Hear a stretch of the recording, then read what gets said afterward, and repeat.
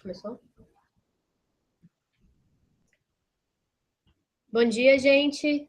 Bom dia para quem está acompanhando a gente. O meu nome é Bárbara Rubim, eu sou coordenadora da campanha de energias renováveis do Greenpeace Brasil. Hoje a gente está aqui na ANEEL para ter um papo super legal com o Daniel Vieira, especialista em regulação da SRD, que vai explicar para a gente um pouco das mudanças trazidas pela Resolução 687 em novembro do ano passado, tirar algumas dúvidas que o setor privado, sobretudo, está tendo sobre a implementação dessa resolução. Mas antes disso, eu queria passar a palavra para o Carlos Alberto Calixto Matar, que está aqui do meu lado, superintendente da ANEEL, que vai abrir esse webinar para a gente.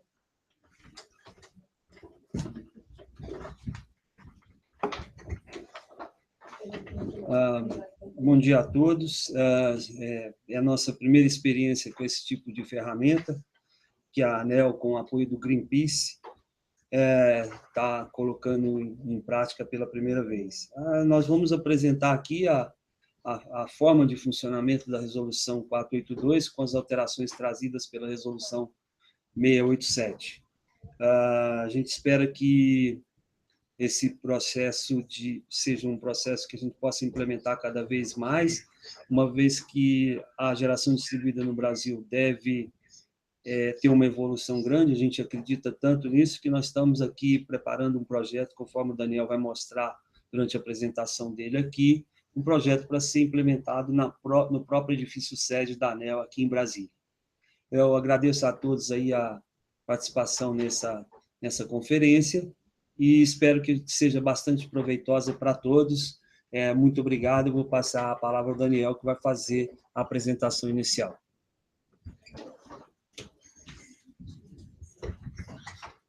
Olá, bom dia a todos. Meu nome é Daniel Vieira, trabalho aqui na ANEEL, na SRD.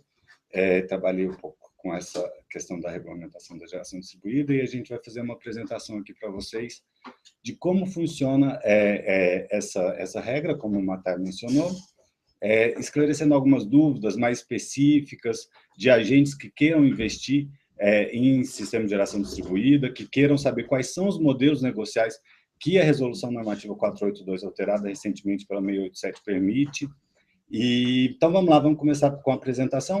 A gente vai apresentando, vocês podem ir enviando questionamentos pelo chat, quem tiver interesse em perguntar alguma coisa, e a gente responde à medida que for avançando a apresentação e deixa algumas respostas para o final, ok? Então, vamos lá.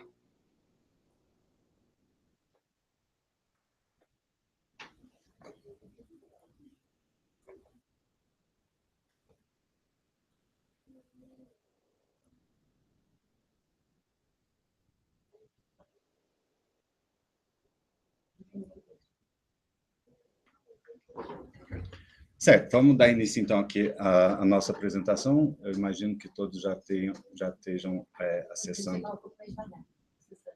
Tá, muito obrigado. Vou falar, então, um pouquinho mais devagar, vou tentar, pelo menos. O que a gente preparou para falar para vocês hoje? Primeiramente, a gente vai falar um pouquinho sobre o sistema de compensação de maneira geral, como é que é esse sistema de compensação, como ele foi criado, qual é o intuito dele, como é que ele funciona. Depois a gente vai falar das alterações específicas que ocorreram na norma no final de 2015. Essa 687 de 2015, essa resolução é de novembro do ano passado e alterou a 482. O número da resolução continua sendo 482, mas foi alterada, alguns textos foram alterados pela 687 de 2015 e começaram a valer em 1º de março desse ano. Então, é bastante recente essa atualização da norma. Depois a gente vai falar sobre todas as modalidades de geração distribuída. O que a regra permite, em termos negociais, que seja feito para a geração distribuída. Depois a gente vai falar também de alguns desafios que a gente ainda tem com relação à geração distribuída, alguns desafios que os novos entrantes no mercado vão enfrentar, que as empresas ainda vão enfrentar, e vamos mostrar algumas informações adicionais para quem tiver interesse em se aprofundar no assunto e entender melhor como é que funciona. Bom, sobre o sistema de compensação de energia elétrica, ele é basicamente um sistema de troca de energia. Não é um sistema de venda, não é uma comercialização. Como é que ele funciona?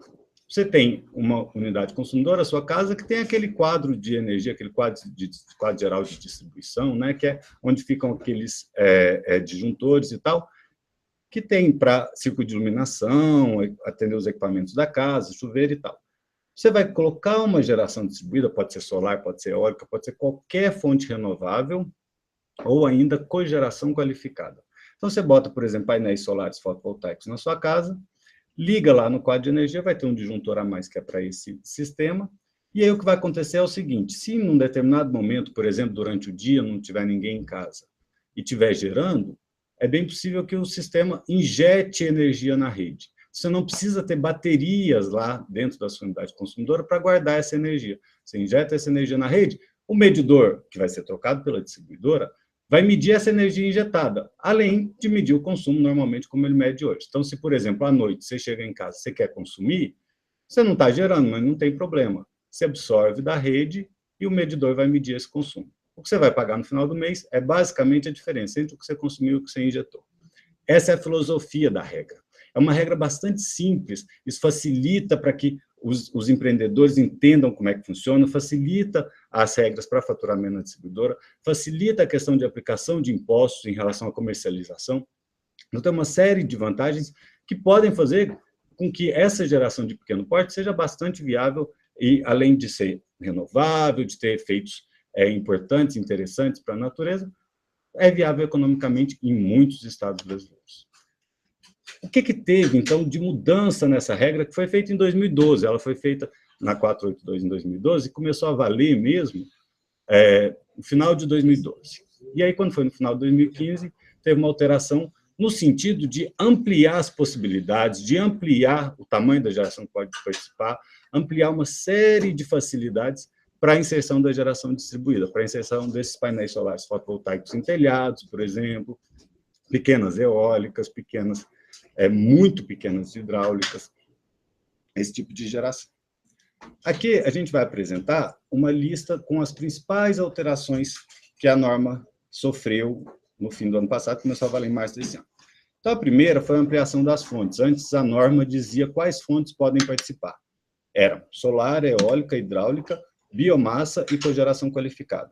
Agora, a norma diz que não pode ser qualquer renovável. Então, se tiver alguma renovável, por exemplo, maré motriz, o cara quiser aproveitar, pode aproveitar esse potencial e gerar energia elétrica e participar desse sistema de compensação.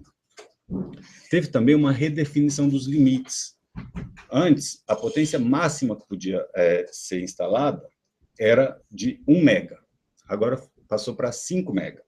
Como é que são esses limites? A gente tem uma definição que é a de microgeração, que é de 0 a 75 kW. Esse valor de 75 coincide com o limite a partir do qual uma unidade consumidora qualquer é atendida em alta tensão. Se for acima de 75 e até 5 mega, é uma mini geração. A única exceção aqui é para a hidráulica. Para a hidráulica, o limite não é 5 mega, o limite é 3 mega, porque acima de 3 mega, o potencial hidráulico precisa de uma autorização para ser explorado como central geradora.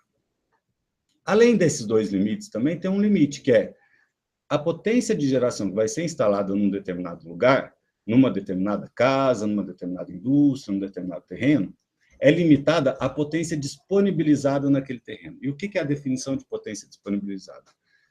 Para consumidores do grupo A, é a demanda contratada. Então, se o consumidor tem uma demanda contratada de 50 kW, ele pode botar uma geração de até 50 kW. Se ele quiser botar uma geração maior, uma geração de 100, ele pode? Pode, mas ele tem que solicitar um aumento da demanda contratada para 100 kW. Mesma coisa vale para um consumidor do grupo B, mas o consumidor do grupo B não tem demanda contratada. Então, a definição de potência disponibilizada para o consumidor do grupo B é a seguinte: é a multiplicação entre a tensão nominal de atendimento desse consumidor e a corrente de entrada do disjuntor de entrada. Então, a multiplicação entre esses dois valores, tensão e corrente, dá um valor de potência. E é esse valor de potência que é a potência máxima que pode ser colocada de geração distribuída naquela residência. Se quiser colocar uma potência maior do que o que está lá, ou seja, maior do que o que o disjuntor de entrada aguenta, pode colocar, mas tem que pedir um aumento da potência disponibilizada também para o consumidor do grupo B. Esses créditos duram até 60 meses. Então, se, por exemplo, num determinado mês, o consumidor consumiu 300 kWh e gerou 1.000 kWh, ele tem 700 kWh de excedente. E aí ele usa esses 700 kWh no mês seguinte, ou no outro mês, além de outras possibilidades de usar esses créditos que a gente vai tratar daqui a pouco. Mas se sobrou para o mês seguinte, ele pode deixar, ele vai usando, vai sobrando todo mês, por exemplo, e ele tem até 5 anos para usar esses créditos. Se ele não usar dentro de 5 anos, ele perde esse crédito, e aí essa energia vai ser utilizada para diminuir a tarifa de todos os consumidores, vai para a modicidade tarifária. Além disso, a regra nova diz que tem que ter mais informações na fatura. Então, as distribuidoras, quando faturarem consumidores nesse molde do sistema de compensação, vão ter que mostrar direitinho quanto que foi gerado, quanto foi consumido, qual que é a percentual de créditos que aquele consumidor faz jus, quanto que foi que foi a fatura dele naquele mês, considerando a energia que ele gerou e injetou na rede. Todas essas informações a distribuidora vai ter que fornecer, ou diretamente na fatura, ou a regra também permitiu que ela fornecesse, por exemplo, na internet, ela pode criar um aplicativo, pode criar uma área específica na página dela na internet para disponibilizar essas informações para esse consumidor, para que ele saiba o que ele está ganhando ao colocar essa geração distribuída. A partir de 2017, janeiro de 2017, todo o processo para acesso ao sistema de distribuição de uma geração distribuída no sistema de compensação vai ter que ser online. Então, assim, se o consumidor quiser, ele pode fazer todo esse processo, que a gente vai tratar daqui a pouco com calma, como é que é o processo, quanto tempo que ele demora para ser feito, o que tem que ser feito em cada etapa, a gente vai falar com calma. Mas só para vocês já saberem que a partir do começo do ano que vem, ele vai poder ser feito todo de maneira online. Esse é o segundo e último slide dessa batalha de modificações que foram feitas. Depois a gente vai para algo um pouquinho mais legal, um pouquinho mais interessante, que são os modelos, tá certo? Com relação a esses modelos, a gente criou 2 novos modelos, que são de condomínio e geração compartilhada, que são bem interessantes e podem fazer com que o sistema seja bastante viável para alguns consumidores que não tinham a possibilidade de colocar geração distribuída no seu telhado. Mas a norma não permite que tenha divisão de uma central geradora maior, por exemplo, se quiser fazer uma geração compartilhada, que em geral vai ser uma potência um pouco mais elevada, essa geração compartilhada vai ter que respeitar o limite de 5 MB, que é estabelecido para mini geração. A norma não permite que você pegue uma central geradora, por exemplo, de 30 MB e divida essa central em 6 de 5 MB. Isso é proibido pela norma. Além disso, e aí para evitar a caracterização disso como comercialização, porque a gente não quer que isso seja uma comercialização, justamente para evitar os problemas que a comercialização pode ter, as dificuldades e tal, e deixar o sistema mais simples, a regra não permite que seja feito pagamento do terreno no qual você vai colocar a geração distribuída de maneira proporcional à energia elétrica. A gente vai tratar direitinho de como é que funcionam todos os modelos, e aí eu volto nesse assunto aqui para poder explicar ele melhor. Daniel, você quer responder algumas perguntas? A gente já tem umas 30. Como a gente já tem bastante pergunta, então vamos responder algumas perguntas. Deixa eu só passar por mais esses 2 pontinhos que a gente termina esses slides, e aí, antes de entrar nos modelos, a gente responde as perguntas. Essa última informação que a gente colocou aqui na tela é que esse consumidor pode ter que participar financeiramente de obras que sejam necessárias para o atendimento dele. Como que funciona isso? Isso vale para qualquer consumidor, com ou sem geração distribuída. Se para atender ele, se for um consumidor que não seja abarcado pela universalização, o consumidor que é abarcado pelo programa de universalização não paga. Mas outros consumidores, por exemplo, uma indústria que quer ser atendida com uma demanda de 100 kW, ela pode ter que participar financeiramente das obras necessárias para o atendimento dessa indústria, certo? Isso vale também quando for uma microgeração, ou uma indústria que vai colocar uma microgeração, ou uma unidade consumidora que vai ter só micro ou mini geração distribuída. Agora, para microgeração, as obras que forem exclusivamente em função da geração não entram no cálculo da participação financeira. Que obras que são essas? Por exemplo, ajustes na proteção só pelo fato de que o que ele está colocando não é uma carga, é uma geração. Isso não entra no cálculo. Se for mini geração, entra no cálculo isso também, certo? E se for geração compartilhada, entra no cálculo mesmo que seja micro ou mini geração. Esse mesmo modelo de não pagar vale para medição. Se for uma microgeração, exceto geração compartilhada, o consumidor não tem que pagar a alteração no medidor. Lembra que no primeiro slide eu falei que o medidor vai passar a medir não só o que o cara consome, mas também o que ele injeta na rede. Então, esse novo medidor, que, além de medir o que é absorvido médio, que é injetado na rede, custa um pouco mais caro do que o medidor que está lá atualmente. Essa diferença no preço é paga pelo consumidor se for mini geração distribuída. Mas se for micro geração distribuída, não é paga por ele também, não. É paga pela própria distribuidora. E a gente simplificou vários aspectos da solicitação de acesso, do procedimento de acesso, que a gente vai tratar com calma em alguns slides. Vamos, então, para algumas perguntas.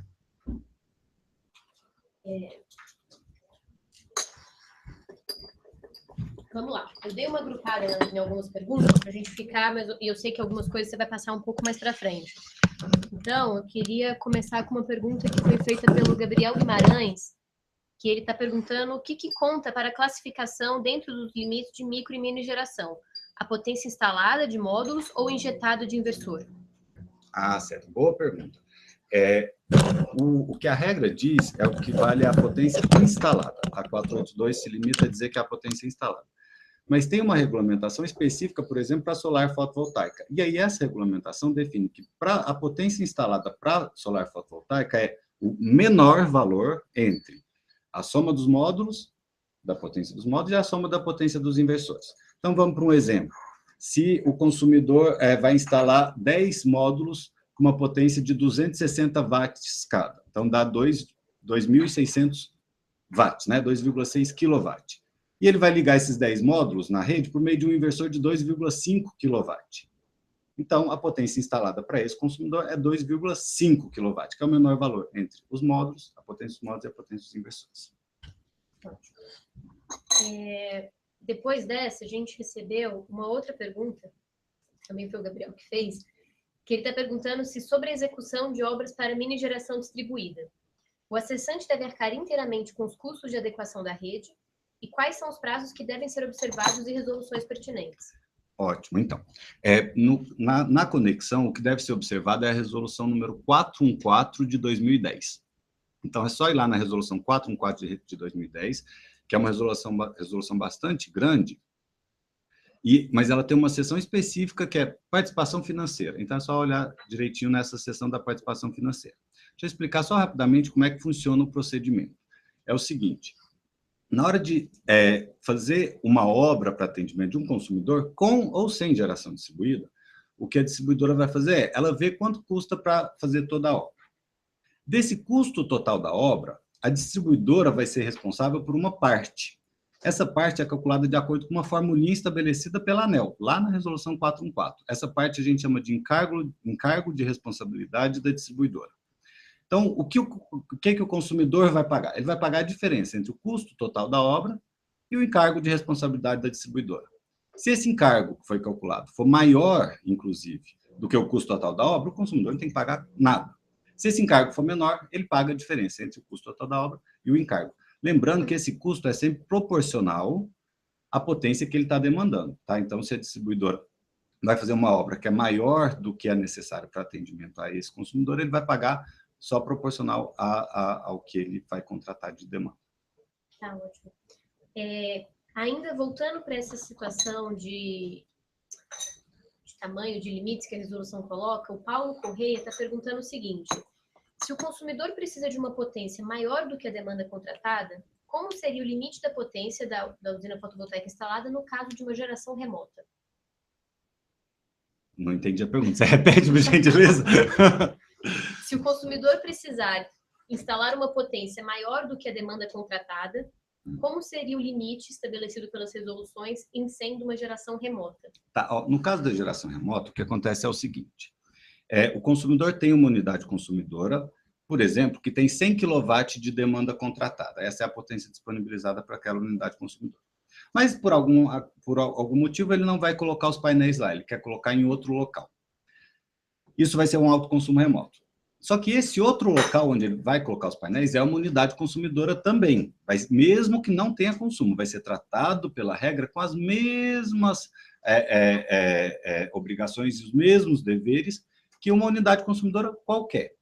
E aí, nessa outra unidade consumidora, a demanda contratada, ou a potência disponibilizada, melhor dizendo, vai ter que ser maior ou igual à potência instalada nessa unidade consumidora que tem, por acaso, só a geração. Então, vamos supor que ele precise colocar 200 kW de geração solar fotovoltaica para gerar o tanto de energia que ele precisa para atender essa unidade consumidora que está em outro local. Então, se ele precisa de 200 kW, ele for colocar uma potência instalada de 200 kW nessa outra unidade consumidora, que tem só geração, ele vai ter que ter uma demanda contratada nessa outra unidade consumidora de 200 kW. E aí vai valer para ele a regra da participação financeira, como vale a regra da participação financeira para qualquer consumidor de 200 kW. Perfeito. Vamos fazer uma última pergunta nessa sessão, e aí você volta, certo. E depois a gente faz mais uma sessão de perguntas para também não ficar muito, a gente não perder a dinâmica. A Natasha, da Solar Grid, está contando para a gente que eles estão com um impasse em uma concessionária, Semar. Porque a concessionária está alegando que o cliente, mesmo sendo média tensão, precisa considerar o seu sistema como sendo de mini geração de energia, ainda que o sistema tenha menos que 75 kW instalado. Não, isso não está correto. Se o sistema tiver menos que 75 kW instalado, essa é a potência instalada, não necessariamente a de pico, a de pico pode ser inclusive maior que isso. Mas se a potência instalada for menor ou igual a 75 kW, é uma microgeração, mesmo que seja uma microgeração instalada numa unidade consumidora que é atendida em média tensão. Gente, a gente ainda tem várias perguntas para serem respondidas, a gente está agrupando elas por tema, mais ou menos. O Daniel agora vai voltar para a explicação dele, e daqui a pouco a gente faz mais uma pausa para as perguntas que estão faltando. Ok, obrigado, Bárbara. Então, vamos continuar aqui. Eu trouxe para vocês um modelo de como é que funciona essa solicitação de acesso, o formulário que tem que ser apresentado para o consumidor, à distribuidora, quando ele for solicitar o acesso. Eu estou dizendo para o consumidor, mas evidentemente que se, por exemplo, esse consumidor contratou uma empresa para instalar para ele, é possível que essa empresa que vá apresentar esse formulário para o consumidor. Então, assim, o que acontece essa geração distribuída não vai poder ser instalada na unidade consumidora sem que a distribuidora tenha um acompanhamento, que ela acompanhe esse processo. E esse processo que ele deve ser iniciado pela solicitação de acesso. E aí, para essa solicitação de acesso, basta que o consumidor apresente as informações que estão nesses formulários aqui. Então, se for uma geração de até 10 kW, tem um formulário específico para ela. Entre 10 e 75, que é micro, superior a 10. Então, entre 10 e 75 é um outro formulário. E se for mini geração, ou seja, entre 75 e 5 mega, é um outro formulário. Vocês vão ver que é um formulário bastante simples, tem só algumas informações muito simples e alguns documentos que têm que ser apresentados. Por exemplo, a RT do responsável, um projeto, para o caso de mini geração, tem um projeto elétrico das instalações de conexão e um memorial descritivo, e algumas outras informações vocês vão ver aqui. É importante ressaltar que essa lista é uma lista exaustiva dos documentos a serem solicitados. A distribuidora não pode solicitar nenhum documento além dos que estão elencados aqui. Com relação ao ART, inclusive, interessante a gente até destacar que essa anotação de responsabilidade técnica vai ser emitida por um responsável que foi considerado responsável para emitir essa anotação de responsabilidade técnica pelo conselho de classe. Não é a ANEEL, nem a distribuidora que diz quais são as profissões que podem emitir essa anotação de responsabilidade técnica. É o conselho de classe, ele que vai decidir. Se ele permite que uma profissão possa emitir essa anotação para esse tipo de projeto, então essa anotação pode ser apresentada para a distribuidora. Vamos ver direitinho como é que funciona todo esse processo. A gente já viu como é que é a solicitação de acesso, que é o primeiro passo no processo. Então, essa solicitação é basicamente apresentar esse formulário que a gente mostrou anteriormente. Depois que isso é apresentado, e aqui a gente vai apresentar nessa linha tudo que o consumidor tem que fazer e nessa linha tudo que a distribuidora tem que fazer. Então, se ele apresentou essa solicitação de acesso, a distribuidora vai emitir um parecer de acesso dentro de 30 dias. Esse prazo foi um dos prazos que foi reduzido na 687. Eu vou mostrar primeiro como era o processo antigo, só para ficar bem claro o que mudou na 687. Então, esse prazo era o prazo de 30 dias. A distribuidora emite esse parecer de acesso. Esse parecer nunca vai ser para dizer, olha, você não pode se conectar aqui. Esse parecer sempre vai ser, você pode se conectar. Agora, pode ser que sejam necessárias obras, eu vou precisar fazer isso daqui, preciso apresentar um cronograma das obras na rede de distribuição que vão ter que ser feitas, pode ser que sejam necessárias algumas explicações nesse sentido. Esse prazo de 30 dias, ele era para microgeração sem necessidade de obras. Depois que ela emitiu o parecer de acesso, o consumidor vai lá, compra e instala a geração. Depois que ele comprou e instalou, ele solicita uma vistoria para a distribuidora. Ela vai lá e faz essa vistoria. Ela tinha um prazo de 30 dias para fazer essa vistoria.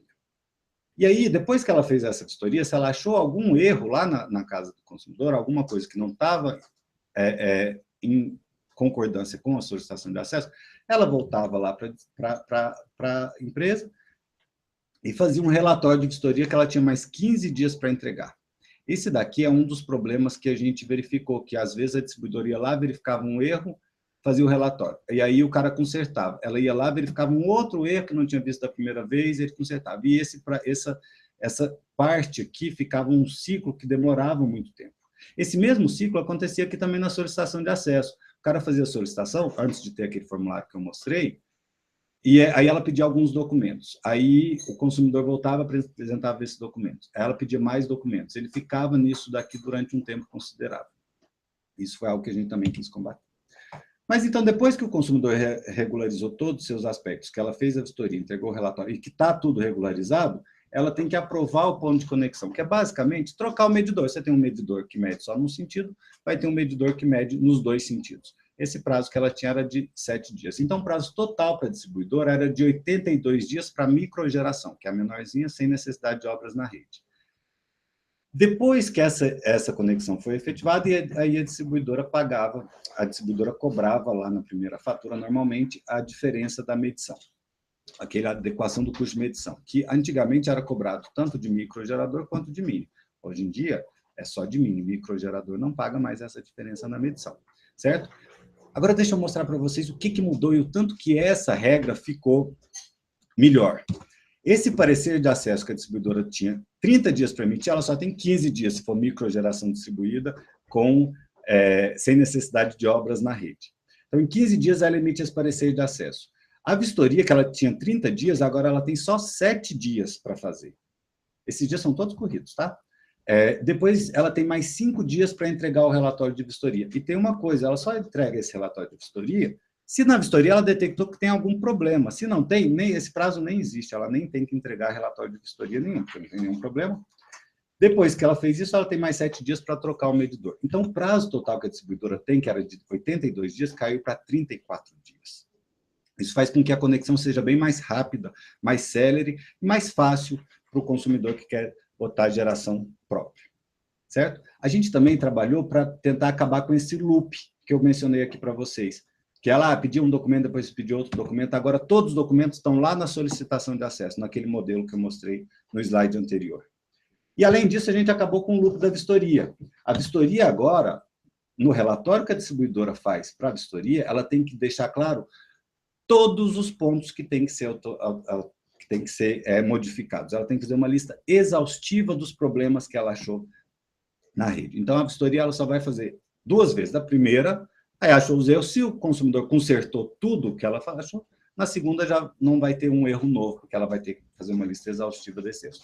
E o consumidor, se for microgeração distribuída, também não paga mais pelo ajuste na medição.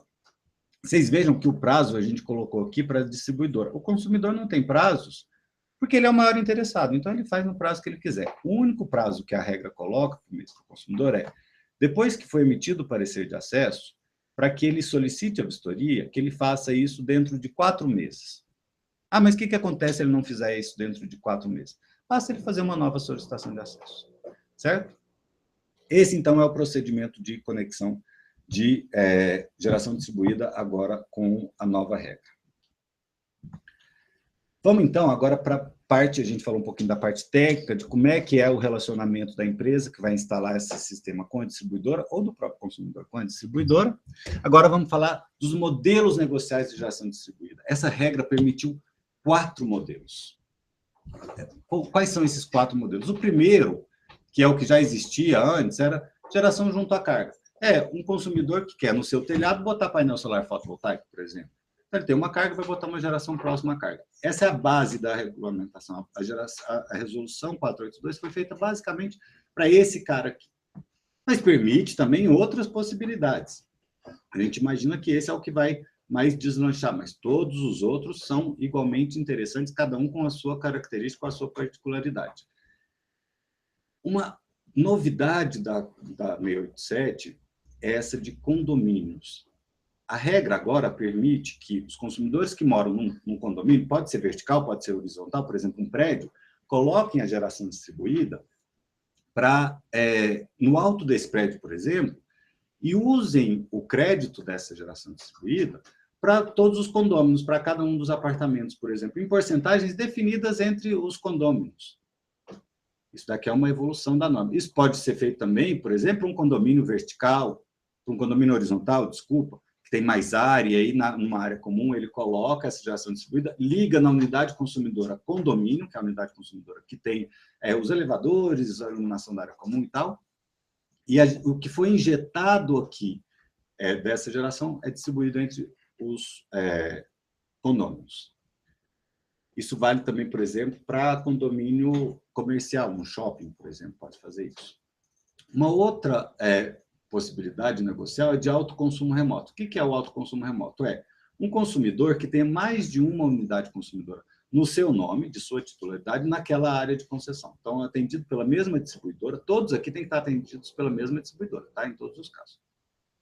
Então, tem um outro consumidor atendido, uma outra unidade consumidora atendida pela mesma distribuidora no nome desse cara. Vamos dar um exemplo. Tem uma rede de supermercados num estado, por exemplo, em Minas Gerais, onde a CEMIG atua em quase todo o estado. Aí o consumidor tem tem uma área grande onde ele quer colocar a geração distribuída, por exemplo, num supermercado que ele tenha em alguma cidade de Minas, por exemplo, Uberlândia, e aí ele vai usar os créditos a mais que forem gerados aqui em outra unidade consumidora que ele tenha, por exemplo, em Belo Horizonte. E aí ele pode, então, usar os créditos que foram gerados numa unidade consumidora de sua titularidade em outra unidade de sua titularidade. Vale para CPF e vale para CNPJ. Agora, CNPJ vale também para matriz e filial, tá? Não precisa ser exatamente o mesmo CNPJ, pode ser matriz e filial também. E a quarta e última modalidade é de geração compartilhada. É um consumidor, um conjunto de consumidores que estão em áreas distintas, eles se unem em consórcio ou cooperativa e instalam uma geração distribuída. Esses consumidores que se unem no consórcio ou numa cooperativa e instalam a geração distribuída, vão instalar essa geração distribuída numa unidade consumidora que não precisa ter consumo, pode ser só geração, mas é numa unidade consumidora de titularidade do consórcio ou da cooperativa. E aí usam os créditos para os consorciados ou para os cooperados. Nos próximos 2 ou 3 slides, eu vou mostrar direitinho como é que funciona cada uma dessas modalidades. A geração junta carga é muito simples, é aquela que a gente viu no primeiro slide. Então, o cara coloca uma geração junto da sua unidade consumidora, e aí o medidor dele vai medir o que ele injetou e o que ele absorveu da rede, ele paga pela diferença. Só isso. 1 kWh vale 1 kWh sempre, exceto para os casos em que um consumidor tenha postos tarifários, ponta e fora ponta, basicamente, né? Então, se o consumidor que tem ponto fora ponta, se ele gerou fora ponta, vai consumir o excedente na ponta, ele não tem a mesma quantidade de créditos. Essa quantidade de créditos é diminuída, já que na ponta a tarifa é mais cara, então ela é diminuída por uma relação que é a relação entre tarifa de energia. Agora, a tarifa de energia é uma componente da tarifa final, é a componente TE. Essa relação entre TE, ponto fora ponta, é em torno de 0,6. Para cada distribuidor é um valor, mas é mais ou menos em torno de 0,6. Então, um consumidor que gerou na ponta a mais do que o que ele consumiu na ponta, desculpa, fora de ponta, gerou a mais do que o que ele consumiu 100 kWh, ele vai ter 60 kWh para usar na ponta, certo? Se ele não tiver postos tarifários, 1 kWh, vale 1 kWh sempre, certo? Para um condomínio, como é que isso é feito? Você coloca a geração distribuída na área comum do prédio, e aí tudo que ele injetar na rede pode ser usado para abater as faturas dos condôminos que participaram do sistema. Não precisa nem ser todos os condôminos. E aí reparem que eu disse, tudo que ele injetou na rede pode ser utilizado para abater as faturas dos outros consumidores. Para os próximos, para a geração compartilhada e para autoconsumo remoto, eu vou dizer, a diferença entre o que ele injetou e o que ele absorveu da rede naquela unidade consumidora, que vai poder ser usado para abater a fatura de outras unidades consumidoras. Aqui não é a diferença. Aqui, se o condomínio consumiu, a área comum do condomínio consumiu 1.000 kWh e a geração injetou 300 kWh, eu não tenho que, desses 300, primeiro abater o consumo da área comum do condomínio, não. Esses 300 eu posso dividir entre os condôminos que eu quiser. Quem vai definir isso? Qual condomínio que ganha? É o condomínio que vai definir e vai dizer para a distribuidora a porcentagem, inclusive, de créditos que vai para cada um dos condôminos, certo? Para autoconsumo remoto é um pouquinho diferente. A gente tem uma unidade consumidora aqui, que pode ou não ter carga, e essa unidade consumidora, o titular dela, o responsável por ela, é o mesmo titular de outras unidades consumidoras aqui atendidas pela mesma distribuidora. Então, a diferença entre o que ele consumiu e o que ele gerou nesse ponto, ou seja, o excedente aqui, que é a diferença entre esses dois, ele usa para bater nas outras unidades consumidoras em porcentagens pré-definidas, certo? Ele pode alterar essas porcentagens sempre que quiser, mas desde que avise para a distribuidora com antecedência mínima de 60 dias. Deixa eu só mostrar como é que é, mas o próximo modelo, que é o de geração compartilhada, e a gente para algumas perguntas. Pode ser porque a Bárbara já está me avisando que tem algumas ali. Tem só 5 páginas. 5? Nossa, que bom! Para geração compartilhada, como é que funciona? Vários consumidores, em locais diferentes, não precisa ser vizinho um de outro, não, se juntam para formar um consórcio ou uma cooperativa, e aí esse consórcio ou essa cooperativa vai ser titular de uma unidade consumidora, e os créditos gerados aqui, o que ele gerou aqui, menos o que consumiu aqui, ou seja, o excedente, é usado para abater o consumo de várias outras unidades consumidoras em porcentagens definidas pelo consórcio ou pela cooperativa, que é o titular daqui, certo? Vamos parar, então, um pouquinho, só para a gente poder ver quais são as perguntas. A gente já está caminhando para o fim da apresentação, já mostramos todas as modalidades, então a gente vê essas perguntas, depois finaliza e termina de responder as perguntas adicionais, tá bom?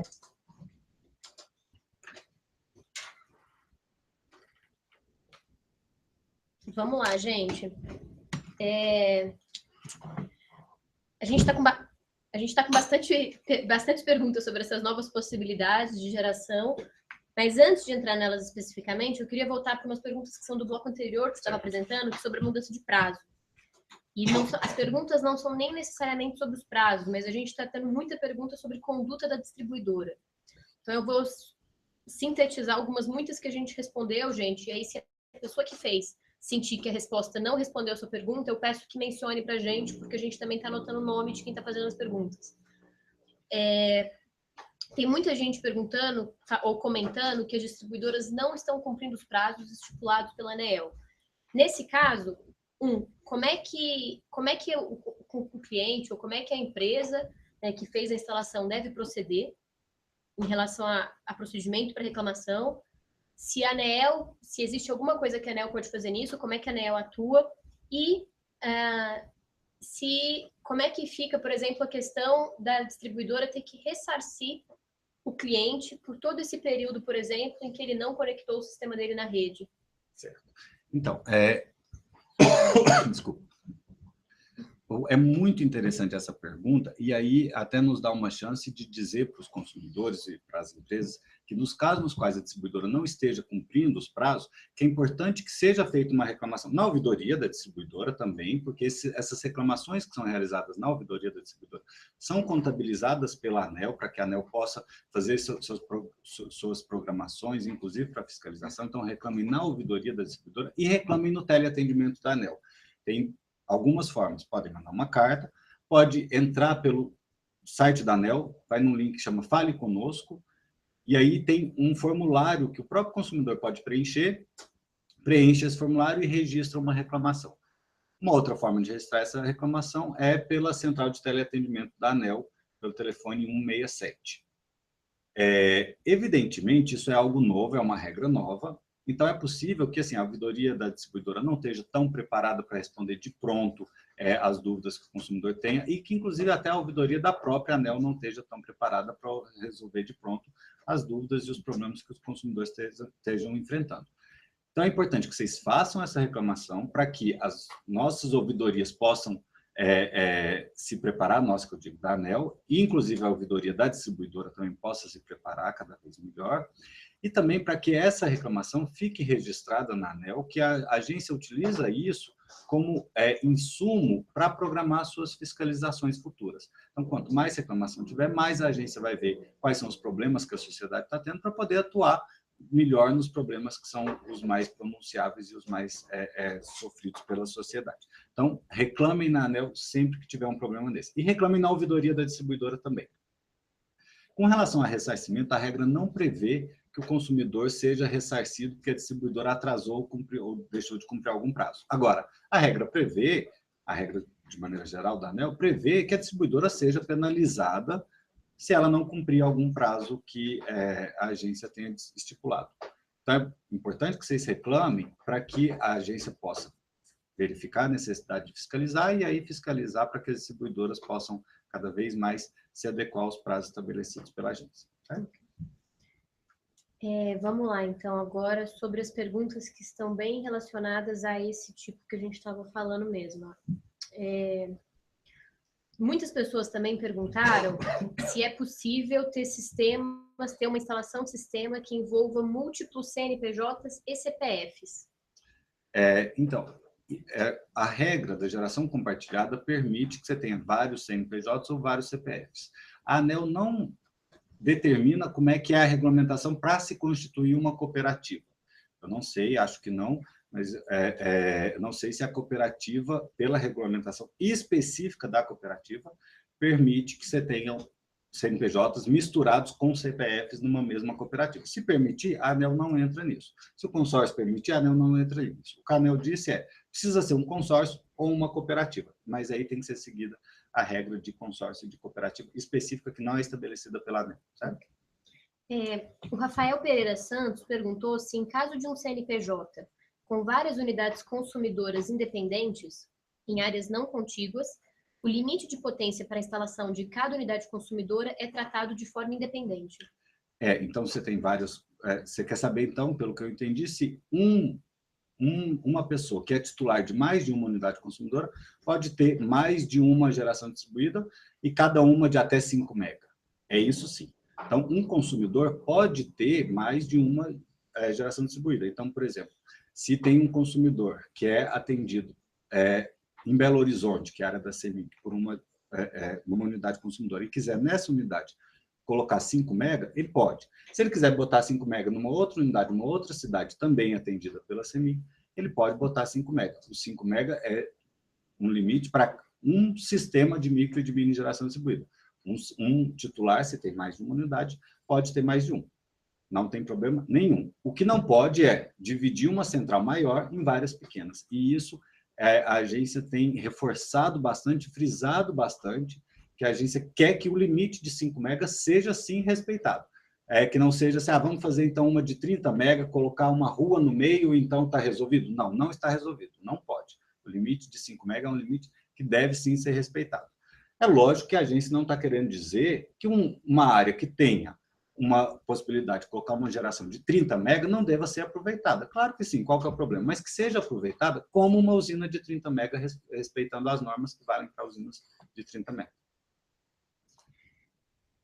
Acho que foi também do Rodrigo, depois ele perguntou se para um projeto acima de 75 kW, no modelo alto consumo remoto, mesmo que o consumidor final seja do grupo B, a distribuidora tem o direito de cobrar demanda contratada no local da injeção ou custo de disponibilidade? Sim, cada unidade, o local onde está a injeção é uma unidade consumidora. Então, se é uma unidade consumidora, se for uma unidade consumidora que precisa de uma potência de 200 kW, por exemplo, vai ter que ter uma demanda contratada de 200 kW, mesmo que os créditos vão para outras unidades consumidoras e essas outras do grupo B. As outras unidades que são do grupo B não vão modificar em nada, continua normal, não precisa contratar nelas. Mas na unidade onde está a geração de 200 kW, tem que ter uma demanda contratada de 200 kW. Agora, é importante, nesse caso, ressaltar, Bárbara, que quando os quilowatt-hora que foram gerados nessa unidade do grupo A, que tem uma tarifa mais baixa em termos de energia em real por megawatt-hora do que uma do grupo B, vão valer a mesma quantidade nas unidades do grupo B. Não sofre uma relação entre tarifas, se forem gerados no mesmo ponto, certo? No mesmo posto tarifário. Como o grupo B não tem imposto tarifário, se você gerou 300 kWh no grupo A, fora ponta, você tem 300 kWh para consumir nas do grupo B. Se você gerou 100 kWh na ponta do grupo A, você tem 100 kWh para consumir nas do grupo B, certo? Sem aplicar a relação entre tarifa.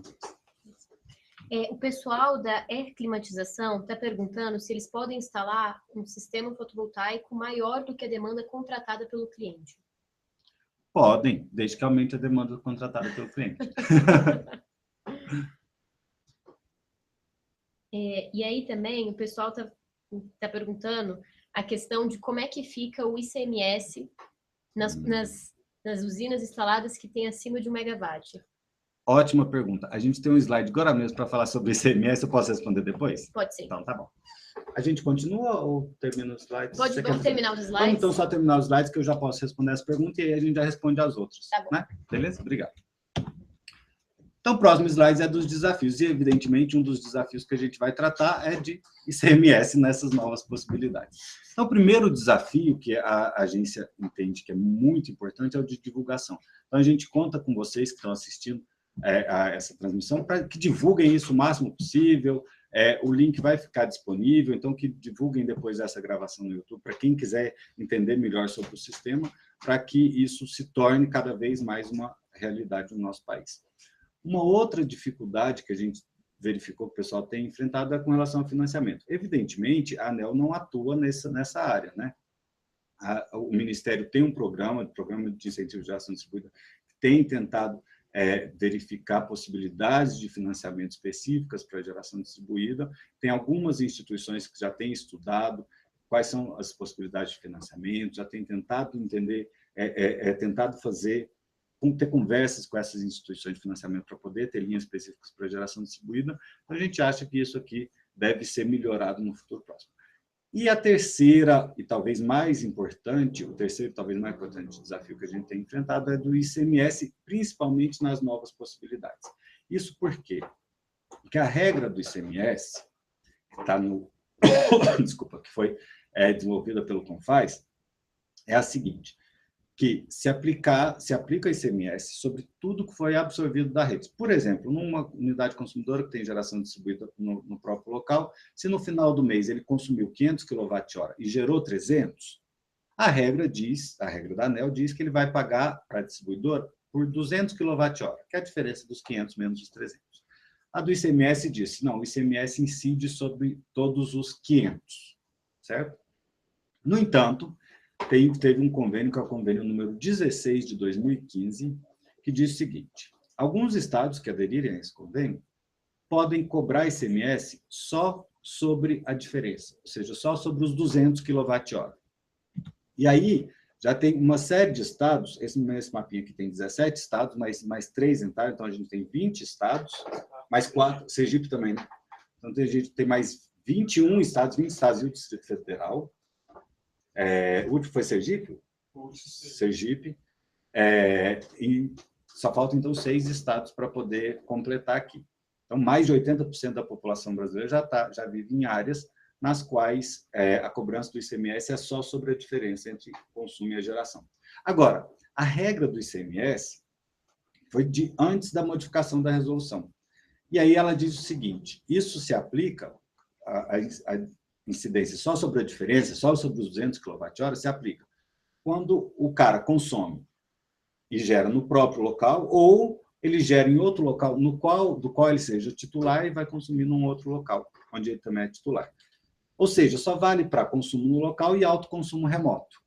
Então, essa regra, a priori, de uma leitura fria do texto, não valeria para geração compartilhada ou condomínios.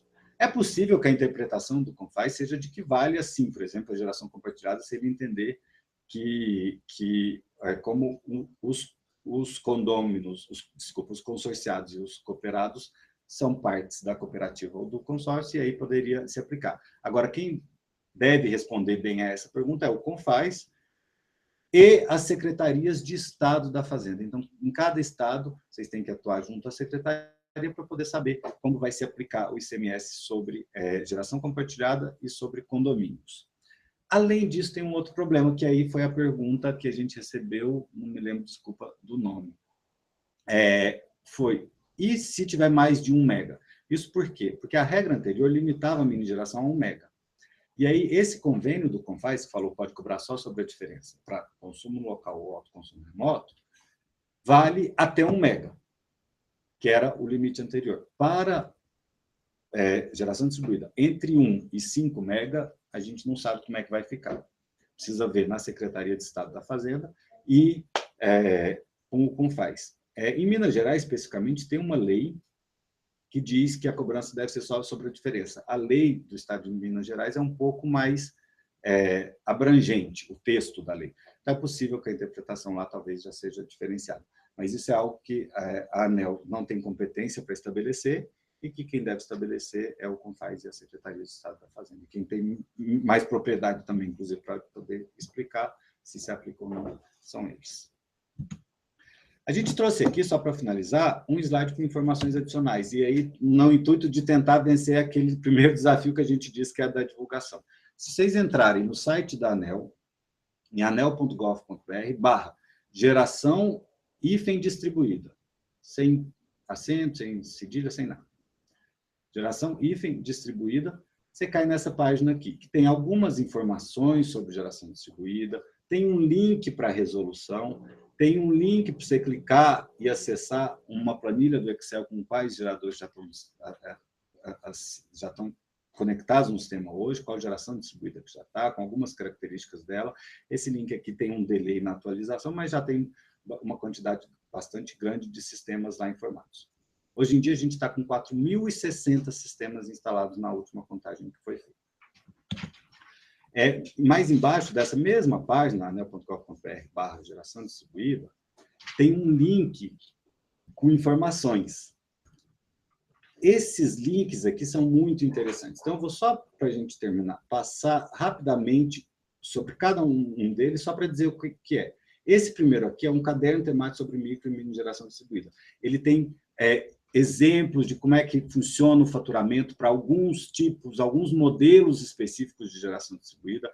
Vale muito a pena para empresas que estejam trabalhando nessa área, ou que queiram trabalhar nessa área, para que possam entender melhor do assunto, possam saber como é que funciona. Esse segundo link aqui é um guia de microgeradores fotovoltaicos. O público dele é um público que ainda não tem o conhecimento da norma e que quer saber como faço para ter uma geração solar na minha casa. E aí ele é um link bem interessante, tem uma página online muito legal, com bastante umas figuras, algo muito didático, muito bem explicado. Foi feito pelo Instituto Ideal, teve o apoio da ANEEL, mas foi feito pelo Instituto Ideal, e tem informações muito interessantes para serem divulgadas, inclusive, junto aos consumidores, aos potenciais clientes de empresas que estejam trabalhando nessa área, para poder mostrar para eles, olha, isso existe, isso é uma realidade, está aqui como é que funciona, se você quiser entender melhor.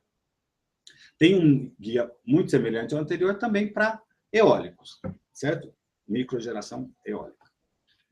Depois tem também um guia de perguntas e respostas, e aí feito pela ANEEL, esse voltado para o mesmo público do caderno temático, que é quem já tem conhecimento no assunto e quer esclarecer dúvidas específicas. Vale a pena dar uma lida lá e verificar, se alguém tiver alguma dúvida, se já não tem essa pergunta lá, certo?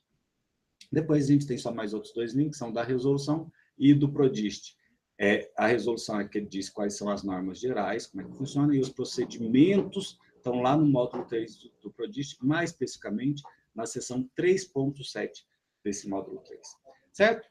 Como o Matar já tinha mencionado, aqui pus só uma setinha para lembrar do caderno temático, como o Matar já tinha mencionado, a ANEEL acredita muito nisso e vai instalar sistemas solares fotovoltaicos no seu telhado, uma parceria com a GIZ, dentro de um programa de eficiência da SEB, e a intenção da ANEEL é instalar 510 kW. Então, vai ser uma mini geração distribuída no telhado da ANEEL, está aqui bem bonitinha para quem quiser depois ver a fotinha da maquete. Certo? Era isso que a gente tinha para apresentar. Agradeço muito a atenção de vocês, espero que não tenha me delongado muito, e vamos responder mais algumas perguntas, se tiver aí. Obrigado.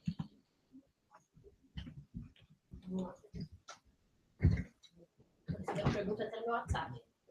Que bom. Canal privilegiado.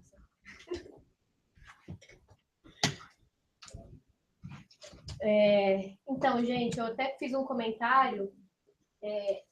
Acho que você podia voltar, Daniel, naquele slide em que você vai elencando as mudanças que teve entre a 482 e a 687. Pode ser um slide bom para o pessoal, para ficar aí para o pessoal. Esse aqui? Isso. O logo depois. Esse é a mudança 482 e tem mudança e tem a mudança do procedimento isso. Também. Esse? Bem, gente, a apresentação do Daniel, ele terminou a apresentação de PowerPoint dele, agora o nosso foco vai ser ficar respondendo as perguntas. Queria agradecer as mais de 300 pessoas que estão acompanhando com a gente online.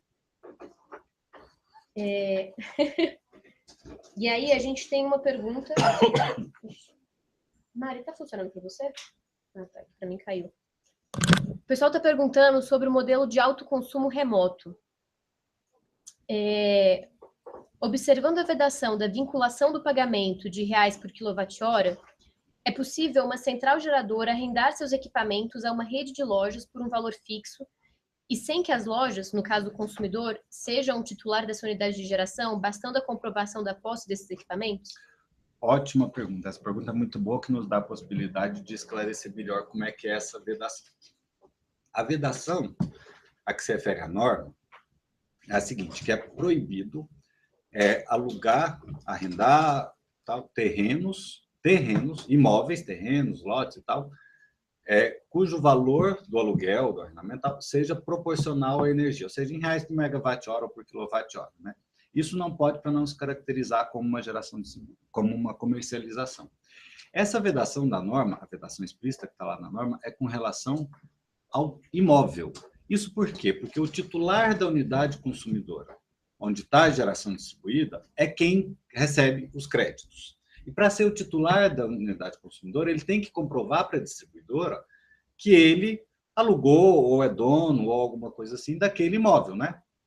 Então, se ele tem que comprovar isso para a distribuidora, isso vale para qualquer consumidor, com ou sem geração distribuída. Você, quando vai solicitar que a fatura de energia de uma unidade consumidora esteja no seu nome, você tem que levar lá o contrato de aluguel ou algum documento que comprove que você é o dono daquela casa, daquele terreno e tal. Então, a mesma coisa vale para uma unidade que tenha, por exemplo, só geração distribuída. Mas o que você tem que apresentar para a distribuidora é um documento que comprove que você tem a propriedade ou a posse daquele imóvel, né? Você alugou e você vendeu. Nesse documento, o aluguel do imóvel não pode ser em real por quilowatt-hora. Agora, a norma não explicita como que deve ser o relacionamento do consumidor com o dono dos equipamentos de geração. Uma analogia que a gente gosta de fazer é a seguinte: se tem, por exemplo, uma televisão na sua casa, essa televisão consumiu energia elétrica, quem é o responsável por pagar por aquela energia elétrica que foi consumida pela televisão na sua casa é você, que é o titular daquela unidade consumidora, independente de você ser o dono ou não da televisão. A mesma coisa vale se tiver um painel solar fotovoltaico na sua casa. Se tiver um painel solar fotovoltaico na sua casa, quem tem os créditos daquela geração é você, titular daquela unidade consumidora, não o dono dos painéis. Isso permite que sejam feitos contratos, por exemplo, de leasing, de aluguel de painéis, esse tipo de coisa, para poder permitir que o mercado se desenvolva de uma maneira um pouco mais dinâmica.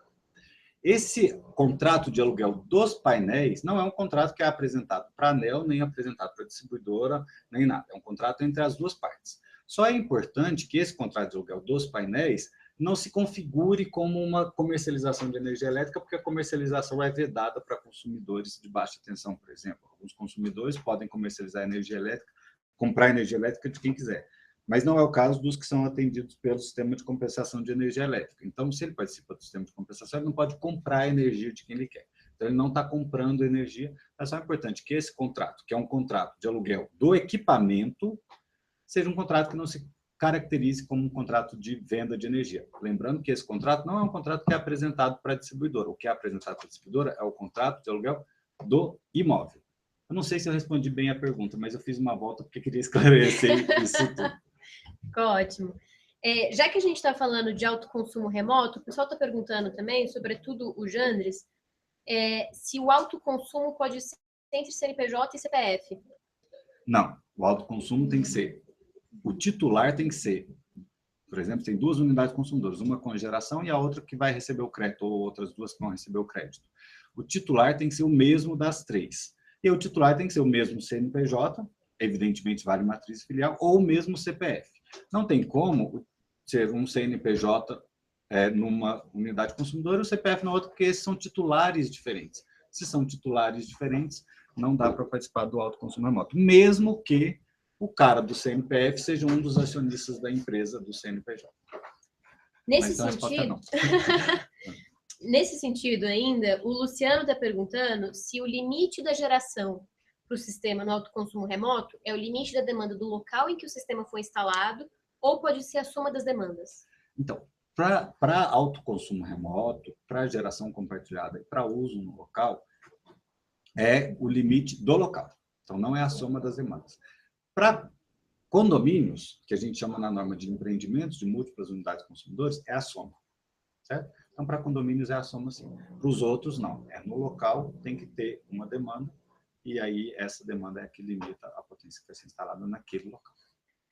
Aproveitando que você falou de condomínio, o Marcelo Leite perguntou para a gente se, num caso de condomínio, todos os participantes vão ter um medidor trocado para bidirecional ou apenas o responsável pela injeção de energia. Ah, não. Só na unidade consumidora onde está a geração. Então, se é a unidade condomínio, por exemplo, tem um medidor lá que é só o do condomínio. É esse que vai ser trocado. Quem recebe os créditos não tem medidor trocado nenhum, não. Porque a recepção dos créditos é apenas virtual, né? Não tem uma medição física lá. Então, tanto para autoconsumo remoto, quanto para geração compartilhada, quanto para condomínios, só na unidade onde está a geração que o medidor muda. Para as outras, não muda absolutamente nada. Só a fatura. O Douglas Rezende perguntou se é possível alterar a unidade consumidora titular do empreendimento de unidades consumidoras depois da implementação do empreendimento. Se é possível alterar a titularidade? Sim, é sempre possível alterar a titularidade. É o mesmo procedimento para alterar a titularidade de qualquer unidade consumidora. Tá? O Tiago Epifânio está perguntando o seguinte: quando a gente fala de compartilhada, né, da geração compartilhada, formada por um consórcio ou por uma cooperativa, caso um dos cooperados não utilize 100% de seus créditos destinados, esses créditos vão se acumular para o cooperado ou eles vão ser divididos para os outros cooperados? Ótima pergunta. Então, a cooperativa vai dizer qual que é a porcentagem de créditos que vai para cada consumidor, né? Uma vez definida essa porcentagem, então vamos supor que foram gerados 1.000 kWh e que vai 10% para cada um. Então, cada consumidor vai ganhar 10%, ou cada cooperado, cada consorciado vai ganhar 10% do total, então vai ganhar 100 kWh. Mesmo que ele não tenha consumido 100 kWh, esses 100 são dele. Então, uma vez atribuído para ele, fica para ele, e aí ele tem até 60 meses para usar esse crédito. Certo? Ok. O Arthur Ferraz está perguntando qual a capacidade máxima que ele pode injetar em um poste de média tensão. Então, isso quem vai fazer esses estudos para ver o que a rede aguenta, se precisa mudar alguma coisa ou outra, é a distribuidora para o caso específico. O que ele tem que se atentar é que ele vai precisar contratar uma demanda ou ter uma potência disponibilizada no ponto de consumo dele. O que acontece lá no poste é com a distribuidora. Ok. Luiz Pacheco está perguntando para a gente se, em caso de instalação de sistema de mini geração de 100 kW, existe a necessidade de reenquadramento da unidade consumidora para atendimento em média tensão. Existe, porque para colocar uma mini geração de 100 kW, ele vai pedir um aumento da demanda contratada como carga para 100 kW. E se para 100 kW tiver que ser alta tensão, porque em geral a alta tensão é de 75 para cima, mas há algumas exceções, né? Se tiver que ser alta tensão, então ele tem que mudar a unidade consumidora para alta tensão. E aí, voltando um pouquinho naquela questão do descasamento, né, agora entre a 687 e o CONFAS, o Chico Maelo está perguntando para a gente se seria aceitável, por exemplo, ele dividir uma usina de 5 megawatts em 5 usinas de 1 megawatt para conseguir aproveitar o desconto. Olha, essa pergunta é interessante. O que a norma estipula é que é vedado dividir uma usina maior em várias menores para enquadramento no sistema, nos limites de micro e mini geração distribuída. Nesse caso, é possível que não se enquadre nesse texto da norma, mas precisaria ver o caso concreto para poder ver se pode ou não. Mas a norma diz que não pode dividir para enquadramentos nos limites de micro e mini geração. Se ele vai permanecer como mini, aí pode. Agora, se ele quisesse dividir uma de 750, que é mini, em 10 de 75, que são micro, aí isso não pode.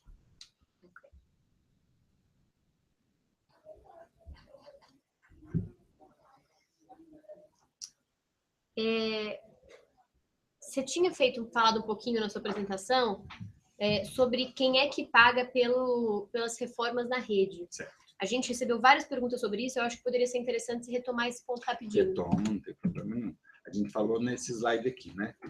A gente falou da participação financeira, que é um instituto que cabe para qualquer consumidor, inclusive consumidor que tenha micro ou mini geração distribuída na sua unidade consumidora. Como é que funciona esse instituto? Para qualquer consumidor. A distribuidora vê quais são as obras necessárias para atendimento daquele consumidor. E aí, o que o consumidor vai pagar é a diferença entre o custo total dessas obras, evidentemente que proporcional à potência que ele quer. Então, se ela vai fazer uma obra que dá para atender 1 mega, mas o que ele quer é só 100 kW, mas ela quer fazer uma obra para 1 mega já por algum motivo. Então, ele vai pagar proporcional a 100 kW, 1/10 desse valor.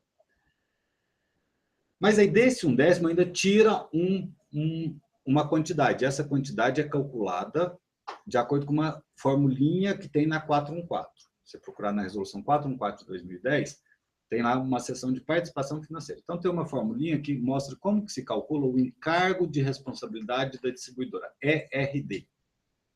Esse ERD é o seguinte, se o custo total da obra proporcionalizado deu R$1.000 e o ERD foi de R$700, o consumidor tem que pagar os 300 extras. Se o ERD deu de 1.100, o consumidor não tem que pagar nada, porque o custo da obra já era menor do que o encargo de responsabilidade da distribuidora. Tá, e como é que isso se aplica especificamente para micro e mini geração distribuída? Vamos dar um exemplo. Tem um consumidor já que tem uma potência, uma demanda contratada de 100 kW. Esse consumidor que tem uma demanda contratada de 100 kW, tem uma carga lá que exige 100 kW, quer botar uma geração de 200 kW. Pode colocar? Pode. Ele tem que pedir um aumento da demanda contratada como carga, vai pagar como carga para 200 kW. Então, ele pediu esse aumento da demanda para 200 kW. A distribuidora vai tratar isso como um aumento de demanda, certo? Então, aumentou de 100 para 200. Ela fala, olha, para eu atender 200 de carga, eu preciso fazer essas obras aqui. Mas ela vê, não, mas pera lá, esses 200 não é só porque é carga, é uma geração também, né? Então, além dessas obras, eu tenho que fazer algum ajuste aqui na proteção, por exemplo. Como 200 é mini, esse ajuste na proteção entra também no custo. Então, ela calcula todo o custo que tem para atender esse consumidor, e o que o consumidor vai pagar é a diferença entre todo esse custo e o encargo de responsabilidade da distribuidora que a gente acabou de citar, certo? Se for microgeração, o que ele não paga?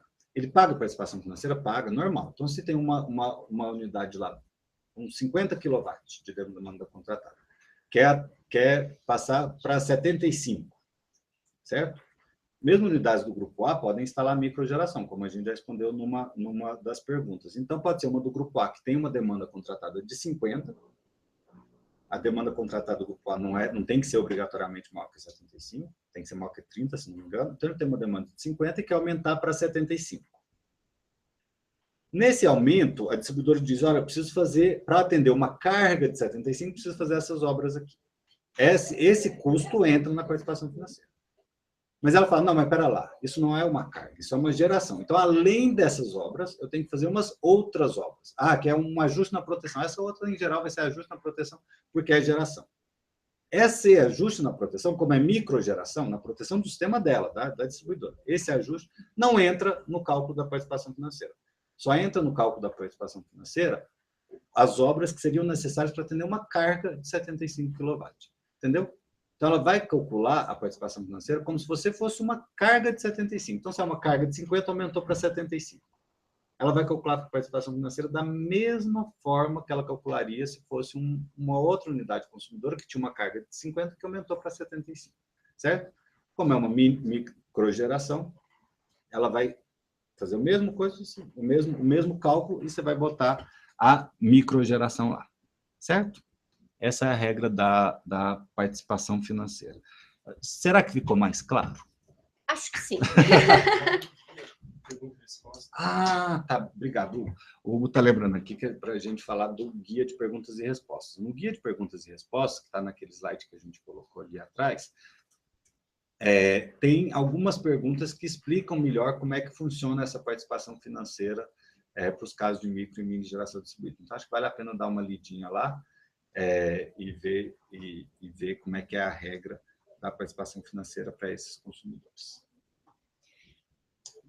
Já que a gente está falando sobre essa questão de quem paga o quê, etc., o Mário Neves está perguntando o seguinte: na cobrança de adequação do sistema de medição, a troca do medidor nas faturas cujas solicitações foram feitas antes da entrada em vigor da 687, porém, a liberação do sistema foi feita posteriormente à 687.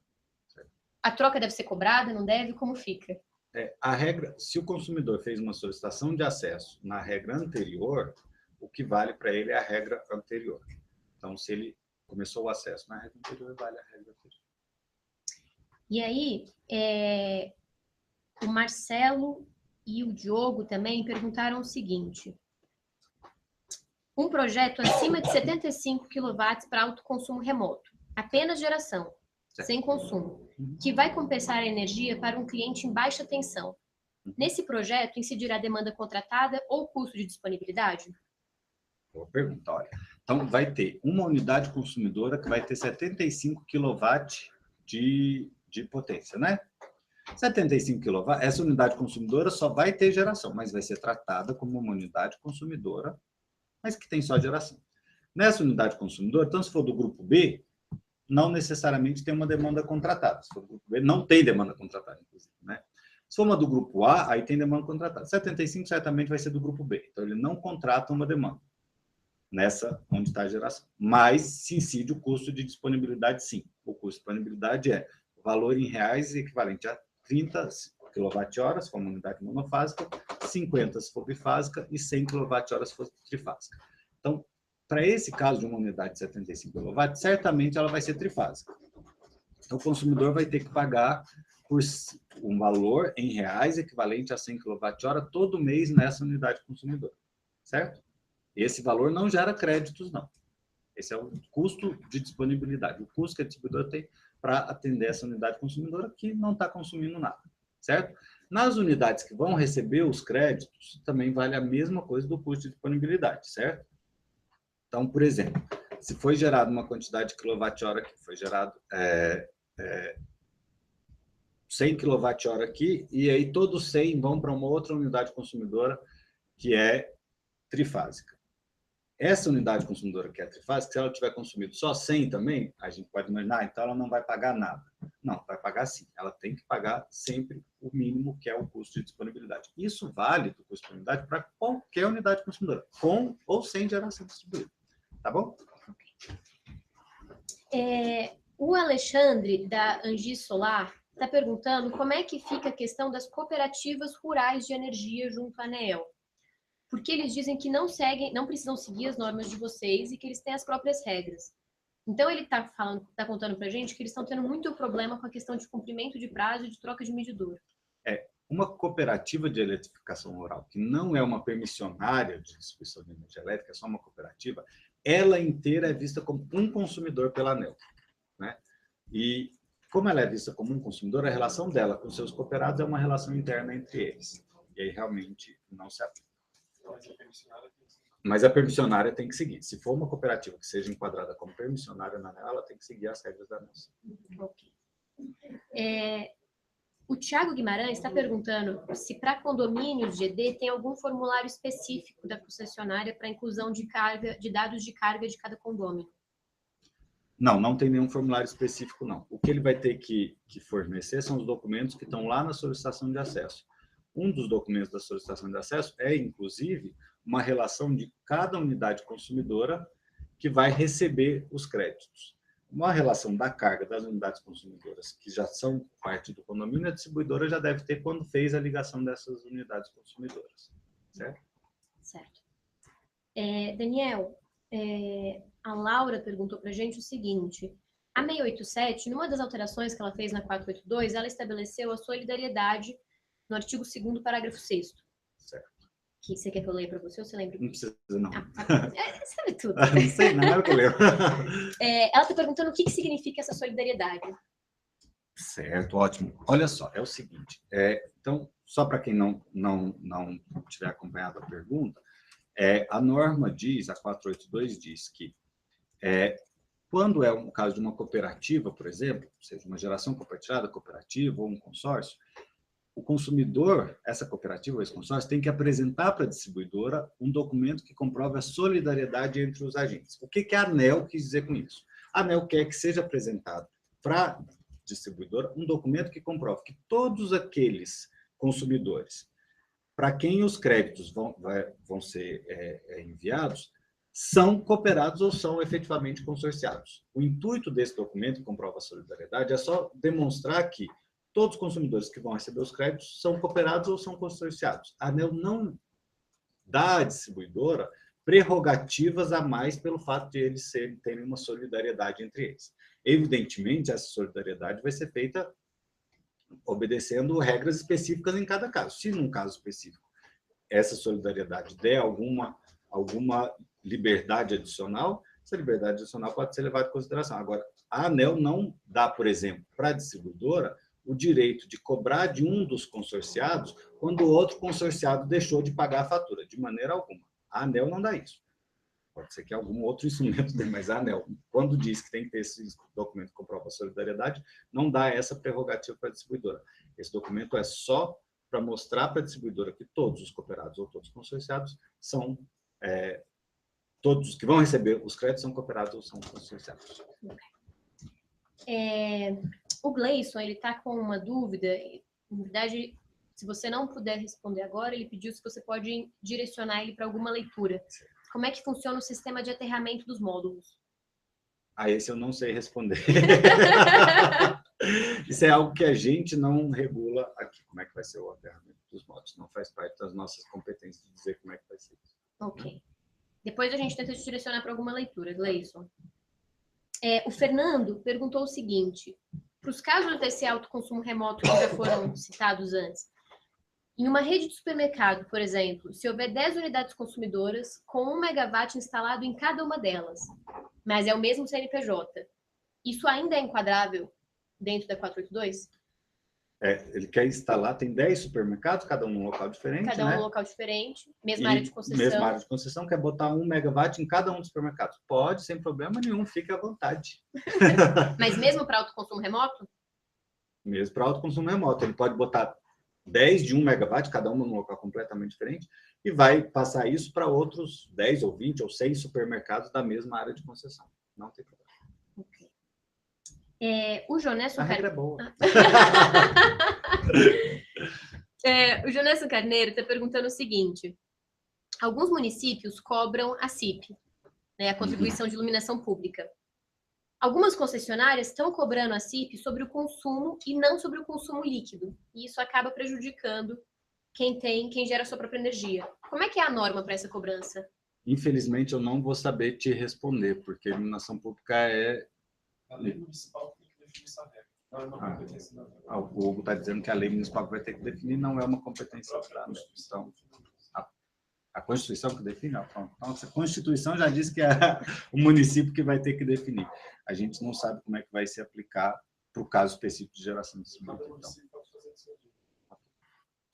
Então. Acho que deu para ouvir. Cada município pode fazer do seu jeito, se alguém não ouviu quando o Hugo disse dali. Vou parar de compartilhar a tela para as pessoas tiverem um pouquinho. Tá. Não, era melhor deixar compartilhando, então. Que aí a gente fica também mais amigável aqui.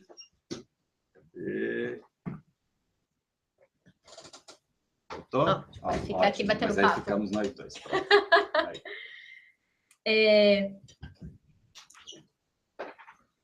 Vamos lá, gente.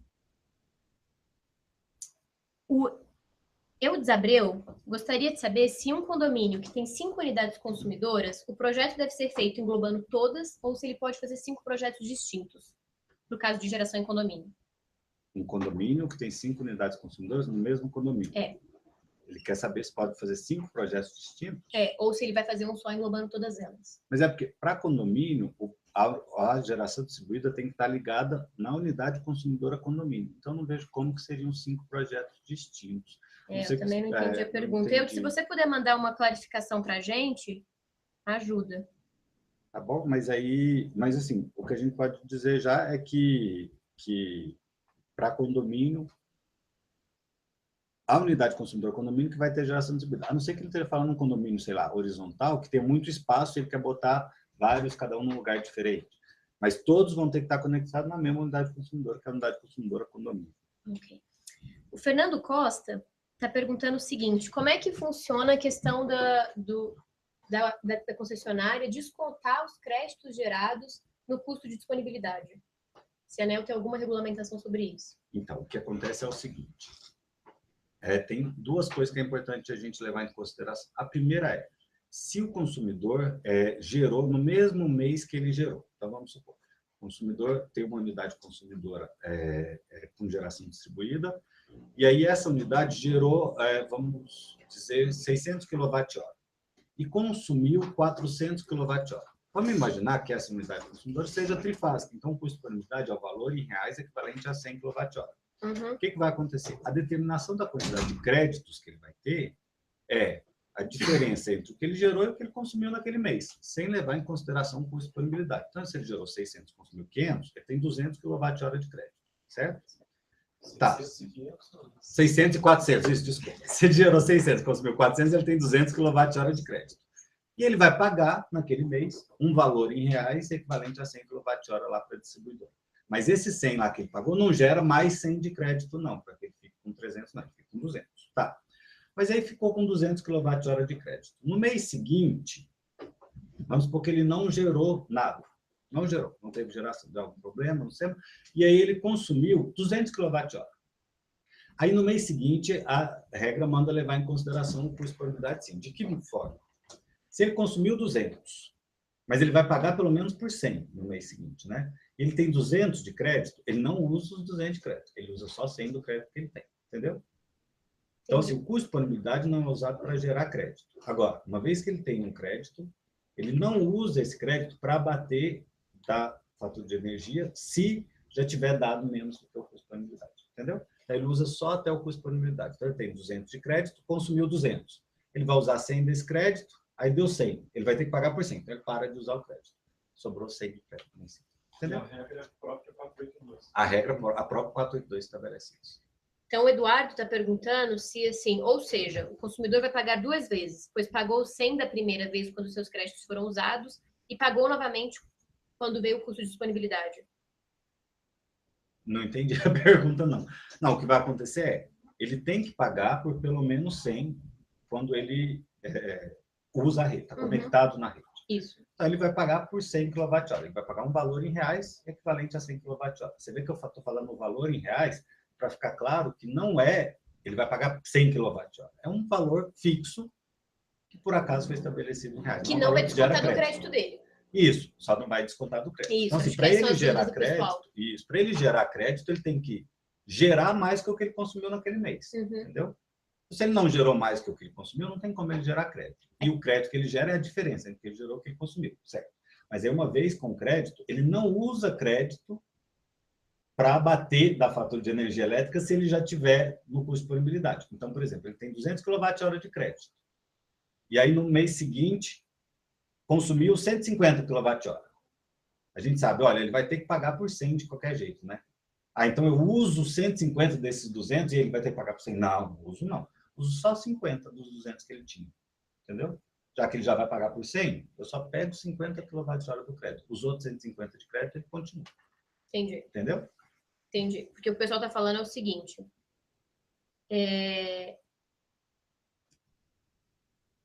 Por exemplo, se o cliente gerar 500 e consumir 500 da rede, ainda assim ele vai pagar o 100 do custo de disponibilidade. Exatamente. Essa é a questão, gente. A conta ela não fica zero. O custo de disponibilidade sempre está lá. Sempre está lá. E aí, isso é um ponto muito interessante na hora que o pessoal for projetar sistemas. Porque, olha, se ele gerar 500 e consumir 500, ele vai pagar por zero. Por 100, desculpa. Né? Paga por zero. E não gera crédito. Porque Agora, se ele gerou 400 e consumiu 500, ele vai pagar pelos mesmos 100. Então, talvez seja melhor você projetar um sistema que gera 400, que, portanto, é mais barato, já que ele vai pagar a mesma coisa que um sistema que gera 500. Entendi. Então, só para deixar, não sei se vocês estão acompanhando isso, mas esse ponto gerou revolta nos sócios. O pessoal que está acompanhando, está todo mundo falando que isso não está acontecendo e que não é assim que as concessionárias estão fazendo. Eles estão abatendo o crédito do consumo total e depois cobrando ainda o custo de disponibilidade. Isso é um erro que pode ser que os distribuidores estejam fazendo, porque a regra anterior dizia que era assim, abatia mesmo o crédito. A nova regra, que só vai em 1º de março, que mudou.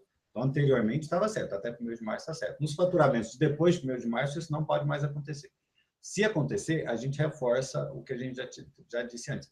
Reclame, por gentileza, reclame mesmo. Podem reclamar na ouvidoria da distribuidora e reclamem aqui na ANEEL, para que a ANEEL tenha conhecimento desses casos, certo? E a ANEEL tem um canal específico para essas reclamações, onde tudo fica registrado. Você pode até ficar, talvez, um pouco com receio, porque é algo novo, e aí talvez quem te atender no 167 aqui da ANEEL talvez não saiba te explicar de pronto, mas mesmo assim, reclame e registre para que a ANEEL possa saber qual é a demanda da população e se preparar para atender cada vez melhor. Voltando na questão das cooperativas rurais, complementaram a pergunta aqui fazendo o seguinte, que eles entenderam que você explicou, mas que as cooperativas estão cobrando a troca de medidor. E aí, como a 687 fala que não deve haver cobrança, eles estão perguntando se isso é certo, se é uma exceção para as cooperativas rurais ou não. Então, o que a cooperativa, se for uma cooperativa que não seja permissionária, a relação da cooperativa com os seus cooperados, uma cooperativa de eletrificação rural, não é a mesma cooperativa da geração compartilhada que a gente disse antes, não, tá? Uma cooperativa de eletrificação rural com seus cooperados é uma relação entre eles que a ANEEL não regula. Então, a cobrança de medidor ou qualquer outro aspecto, inclusive da 687 e da 482, não necessariamente se aplicam a eles, certo? Isso se aplica a todas as distribuidoras que são concessionárias de serviço público ou permissionárias, que essas são reguladas pela ANEEL. Essas cooperativas pequenas e tal, que não são permissionárias, têm regras próprias e ela é tratada, a cooperativa inteira é tratada pela norma como se ela fosse um consumidor perante a distribuidora.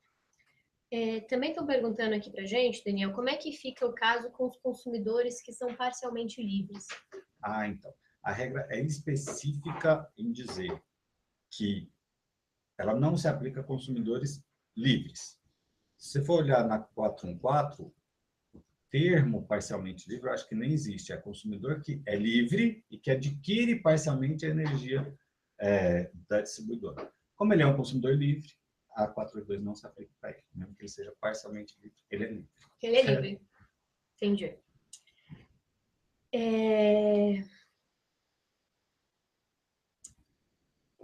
Estão boas as perguntas, estão gostando. Estão boas? Não, que bom, porque tem muitas, viu? A gente vai ter que...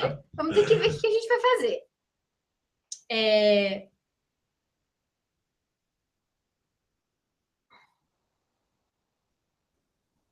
Eu fiz a da solidariedade. Muitas são até repetidas, né? Elas são relacionadas, né? Relacionadas, não tem problema. Podem perguntar à vontade. Em autoconsumo remoto, a energia injetada na rede desconta primeiro o consumo em outro posto horário da geradora ou primeiro abaterá o consumo das outras unidades remotas no mesmo posto horário? Quem perguntou foi o Carlos Faria. Você repete, por gentileza, a pergunta do Carlos? Foi complexo. Foi complexo. Em caso de autoconsumo remoto, certo, a energia injetada na rede desconta, ela é primeiro descontada, né, do consumo em outro posto horário da geradora, ou ela primeiro vai abater o consumo das unidades remotas que estão no mesmo posto horário? Entendi a pergunta. Então, primeiro no outro posto da unidade que gera. Então, sempre se desconta tudo na unidade que gera, e aí o restante que vai ser utilizado como excedente para as outras unidades consumidoras. Então, a ordem vamos supor que seja um autoconsumo remoto que está numa unidade consumidora do grupo A, que tem ponto fora ponto. E aí vai usar o excedente numa outra também do grupo A, que tem ponto fora ponto. Qual é a ordem? Vamos supor que gerou só fora a ponta dessa unidade 1 aqui. Eu vou compensar primeiro com o fora ponto dessa unidade 1, se sobrou com a ponta dessa unidade 1, se sobrou com o fora ponto, que foi quando gerou da unidade 2, e aí se sobrou com a ponta da unidade 2, nessa ordem. Essa ordem de utilização dos créditos, se não me engano, está explicada lá no guia de perguntas e respostas. Então, acho que vale a pena dar uma olhadinha lá no guia de perguntas e respostas, que ele esclarece melhor, porque inclusive pode ser mais de uma unidade consumidora, e aí o guia mostra como é que é a ordem de todos os casos. Entendi. O Juliano Camargo perguntou se ele pode gerar energia no horário fora de ponta para consumir no horário de ponta. Pode, não tem problema nenhum. O que vai acontecer é, se ele gerou a mais do que o que ele consumiu fora de ponta, e aí repare que eu falei a mais que ele consumiu, por quê? Porque o excedente é que é usado para bater do outro posto tarifário. Então, ele gerou fora de ponta uma quantidade maior do que o que ele consumiu fora de ponta. Daí, esse excedente, ele usa para bater o consumo na ponta. Agora, nesse caso específico, o que ele gerou a mais fora de ponta não vale exatamente a mesma coisa na ponta. Vale um pouquinho menos. E esse um pouquinho é em torno de 0,6, que é a relação entre TE. E aí, lembrando, essa relação não é a relação entre a tarifa final de fornecimento, não. É só entre a componente TE da tarifa, certo? Que aí fica em torno de 0,6 para quase todos os casos. Você tem que ver lá para a distribuidora específica, hoje em dia, qual que é o valor da relação entre TE para aquela distribuidora. Mas é em torno de 0,6. Isso significa que se ele gerou 1.000 kWh a mais fora ponta, ele tem 600 para usar na ponta. Ok. No caso de autoconsumo remoto, quando você estabelece uma cooperativa que a cooperativa em si não tem necessidade de consumo, como é que fica a questão da demanda? Da demanda contratada, por exemplo. Quem perguntou foi o Paulo. Então, você vai ter formar uma cooperativa para geração compartilhada, né? Nesse caso, vai se enquadrar como geração compartilhada. E aí, essa cooperativa vai ser titular de uma unidade consumidora onde tem geração distribuída. Os créditos que são gerados aqui vão ser usados para bater o consumo de outras unidades dos cooperados, certo? Essa unidade onde está a geração distribuída tem que ter uma demanda contratada, se for no grupo A, maior ou igual à potência instalada de geração distribuída. Uma demanda em termos de potência. Ela pode não consumir, em termos de energia, nada. Ela vai ter uma demanda que ela vai pagar como se fosse uma carga que contratasse uma demanda em termos de potência nessa unidade consumidora. Não tem descontos aplicáveis à geração, porque ela não é uma geração, ela é tratada pela unidade consumidora. E aí, ela tem que ter uma demanda pelo menos igual à potência instalada de geração distribuída, se for do grupo A. Se for do grupo B, tem que ter uma potência disponibilizada pelo menos igual à potência instalada de geração distribuída, certo? Na unidade consumidora, mesmo que não tenha consumo nenhum. Então, se não tiver consumo, tudo que ele gerou vai ser usado para bater dos fatores dos cooperados e dos consorciados. Mas a demanda é sempre paga. Certo? O Felipe está fazendo uma pergunta sobre ICMS. Eu acho que vai depender da regulação do CONFAS também, mas vamos lá. Vamos ver. As alíquotas de ICMS variam com a energia consumida. Então, ele está falando que, por exemplo, no Maranhão, a partir de 500 kWh, a alíquota passa de 14% para 27%. Um consumidor que consumiu 600 kWh e injetou 300 kWh, deveria pagar qual alíquota? Ótima pergunta, mas a gente não vai saber responder também. Vai ter que ver a... Tem que fazer uma consulta. Tem que fazer uma consulta para a Secretaria de Estado da Fazenda. O Igor está perguntando o seguinte: caso um cliente do tipo B, com 2 unidades consumidoras, necessite instalar uma usina de 300 kW-pico em outro terreno para suprir o consumo das 2 unidades, será necessário contratar demanda, mesmo ele sendo tipo B? Então, a unidade consumidora que vai ter a geração distribuída é uma unidade consumidora. Então, ele vai ter 3 unidades consumidoras. E essa de 300 kW não vai poder ser grupo B, vai ter que ser grupo A, né, que é 300 kW. Então, vai ter que contratar demanda, sim, nessa unidade de 300 kW. As outras duas, o grupo B continua no grupo. Beleza. Gente, eu vou 2 minutos trocar de computador com a Mari para a gente pegar mais a outra lista de perguntas. Ver se tem mais perguntas. Não, eu nem acabei a lista. Nem acabou. Que bom, nossa, tem bastante pergunta aí. Vamos lá.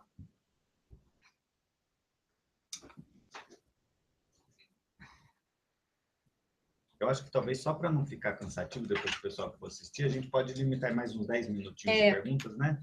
A gente faz mais uns 10 minutinhos. Pode ser? Pode ser, mas o pessoal já está demandando nos comentários um segundo webinar. A gente faz, não tem problema, estamos à disposição. Só de perguntas. Só de perguntas, ótimo. O José Augusto está perguntando se no caso de condomínio e da cooperativa, o número de condôminos ou cooperados pode variar no tempo. Pode, não tem problema nenhum. Agora, o que vai acontecer é, toda vez que ele variar o número de condôminos ou o percentual que vai ser aplicado para cada um, o que deve ser feito é avisar para a distribuidora com antecedência de 60 dias para que ela possa mudar o faturamento dessas unidades. E aí, se entrou um novo cooperado, um novo consorciado, tem que mostrar o documento que comprova que ele é um dos cooperados ou um dos consorciados, que é aquele documento que a gente falou lá da solidariedade, sabe? Sim. Só tem que apresentar de novo esse documento e mostrar, e pode variar à vontade. Mas existe um prazo, né? Então, existe um prazo, 60 dias. O pessoal tem que ficar atento a isso. O Mário Neves, da UV Solar, perguntou o seguinte: a Copel não está aceitando projetos assinados por eletrotécnicos, quando a legislação federal assegura a esses profissionais competência para tal.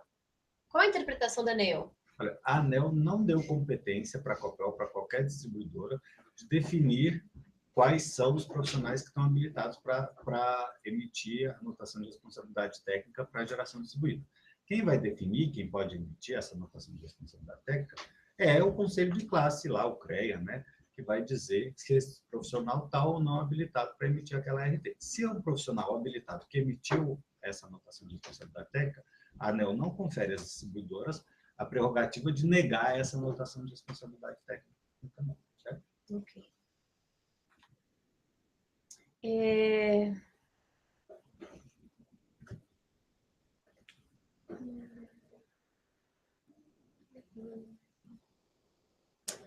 O José Eduardo Matar está perguntando se as companhias de energia elétrica poderão ser fornecedores de sistemas fotovoltaicos aos clientes finais ou existe alguma restrição?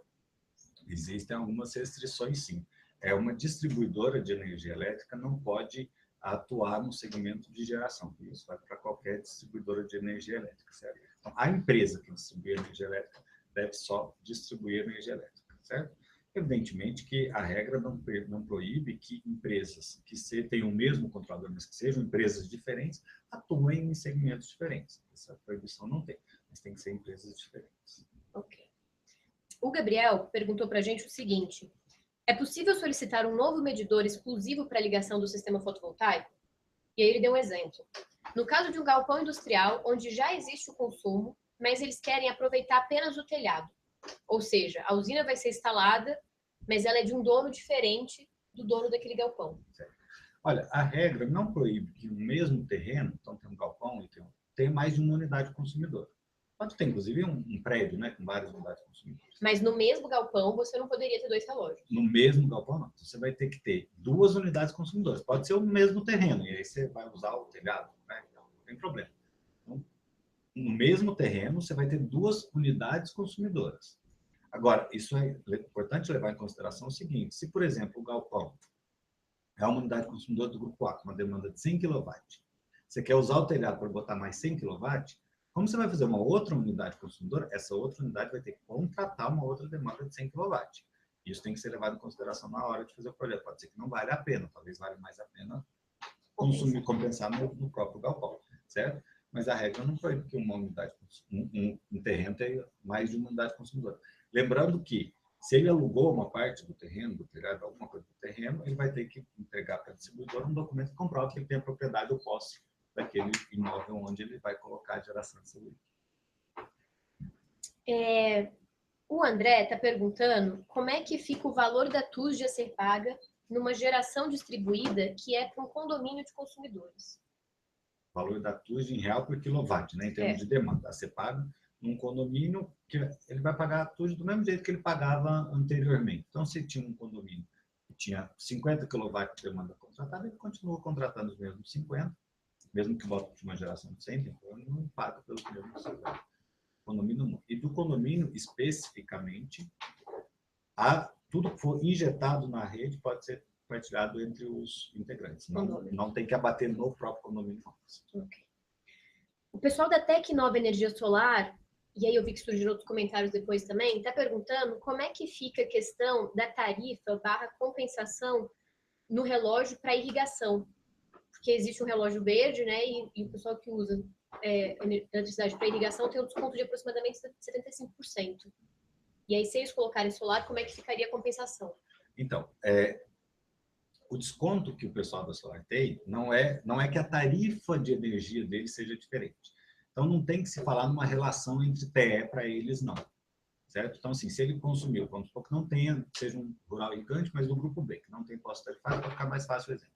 Tem um período diurno em que ele tem uma tarifa e a noturna ele tem a mesma tarifa. Mas à noite ele tem um desconto nessa tarifa. Então, se ele gerou a mais durante o dia, ele vai abater o que ele consumiu à noite, sem nenhuma relação entre tarifas, certo? E depois de abatido, aplica-se o desconto. Entendi. Gente, vamos fazer uma última pergunta. E aí, infelizmente, a gente vai ter que encerrar, que o Daniel deve estar coitado, já está aqui sabatinado. Não tem problema. Não vale nota.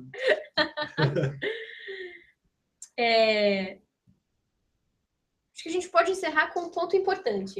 Vamos lá. Tem bastante gente preocupada, e aí o Marcelo Pesnesi comentou que o pessoal que acompanhou a revisão da 482 acompanhou também a discussão das distribuidoras que querem que haja cobrança do fio. Como é que está isso dentro da ANEEL? Se existe a possibilidade de ocorrer essa mudança na resolução? E aí, como é que fica isso para os clientes e, por exemplo, para geração compartilhada? Ótimo ponto, Marcelo. Essa é uma discussão que a ANEEL teve de maneira bastante aberta e é o que a ANEEL tem demonstrado que deve fazer ao longo desse processo. O que a ANEEL determinou? A diretoria determinou na resolução mesmo que até 31 de dezembro de 2019 ela seja revista para poder, enquanto isso, a ANEEL estudar, ver quais são os impactos que estão sendo analisados, que estão sendo causados pela geração distribuída, para ver se há necessidade de ter alguma modificação. Agora, isso não é tanto motivo para preocupação. Já existia na regra inicial, na 482 inicial, que ela deveria ser revista dentro de 5 anos, que já era uma preocupação que a gente já tinha naquela época. Ela deveria ser revista em 5 anos, e ela foi revista, mas foi revista no sentido de ampliar. Então, isso sempre pode acontecer, no sentido de ampliar mais as possibilidades. Agora, um conforto que a diretoria fez questão de deixar no voto do diretor-relator foi que, quando tiver essa mudança na regra, que a nova regra valha para os novos consumidores. Então, no voto do diretor-relator, tanto na primeira resolução, então lá na 482 inicial, se você for olhar o voto, ele disse que ela vai ser alterada em 5 anos, mas quem entrou antes, nesse período, deve ter mantidas as regras que foram aplicadas para ele. As regras favoráveis. As regras favoráveis. Evidentemente, isso não foi uma preocupação que teve nesse caso, porque a regra só ficou mais favorável ainda. Então, a resolução nem teve que dizer, olha, para quem já entrou, continua valendo. Não, porque só melhorou. No voto dessa modificação na resolução da 687, o diretor-relator, novamente, agora outro diretor-relator, mas com o mesmo posicionamento, fez questão de colocar um parágrafo dizendo que essa mudança que ocorrerá em 2019, certamente, se não é certeza absoluta de que vai mudar alguma coisa, pode ser que a ANEEL entenda que não precisa mudar, deva valer só para os novos.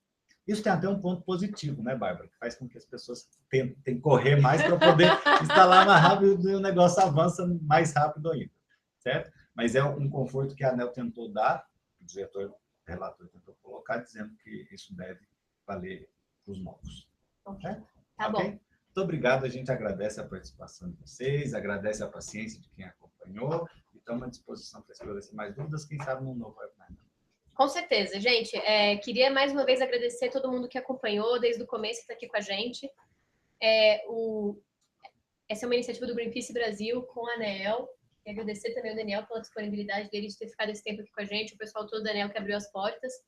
E dizer que a gente está sempre trabalhando também para conseguir expandir, conseguir fazer com que mais pessoas conheçam sobre a geração. Então, fiquem de olho nas iniciativas e no que vem para frente.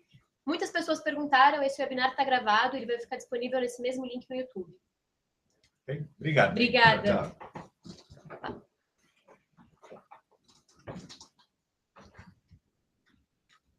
Tá lá ainda. Oi? Você sorri, né? Tá lá, né? A gente continua saindo.